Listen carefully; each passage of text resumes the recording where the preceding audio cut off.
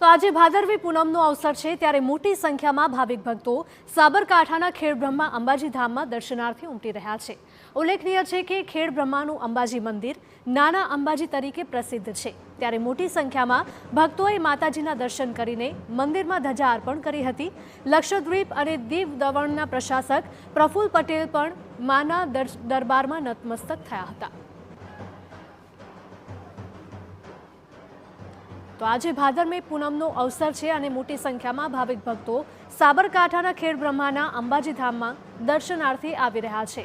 આપને જણાવી દઈએ કે ખેડબ્રહ્માનું આ અંબાજી મંદિર નાના અંબાજી તરીકે પણ પ્રસિદ્ધ છે, ત્યારે મોટી સંખ્યામાં ભક્તો આ મંદિરે પણ માના દર્શન કરવા માટે પહોંચતા હોય છે અને માતાના મંદિરમાં ધજા પણ અર્પણ કરતા હોય છે।